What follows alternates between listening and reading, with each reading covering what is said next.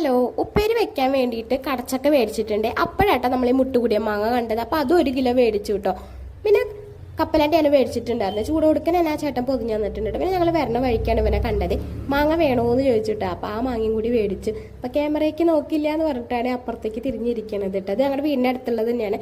കുറച്ച് ദൂരം ഉണ്ട് കേട്ടോ. അതുകൊണ്ടാണ് വഴിയിൽ വെച്ചിട്ട് തന്നെ മാങ്ങ മേടിച്ചിട്ടുണ്ടായിരുന്നത്. പിന്നെ വീട്ടിലൊക്കെ എത്തിയിട്ട് എല്ലാവരും കൂടിയിട്ട് കപ്പലണ്ടിയൊക്കെ തിന്നിട്ട്. അപ്പോൾ ഉണ്ണിക്ക് ഭയങ്കര ഇഷ്ടമാണ് കേട്ടോ കപ്പലണ്ടി. എന്ന് അച്ഛൻ വരുമ്പോഴാണ് മേടിക്കാറുണ്ടായിരുന്നത്. പിന്നെ അമ്മ മാങ്ങയുടെ മുകളിൽ കയറിയിട്ടുണ്ട് കേട്ടോ. പിന്നെ ഞാൻ വൈകിട്ട് കുളിച്ചിട്ട് ഡ്രസ്സൊക്കെ അലക്കിയിട്ടു. അപ്പം തന്നെ അലക്കിയിട്ടു. എല്ലാം വിറക് വരയിലാണ്. രാവിലെ തന്നെ നേരം ഉണ്ടാവില്ല. അപ്പോൾ ഒരാൾ മാങ്ങ തിന്ന കോലാണ് കേട്ടോ കാണുന്നത്.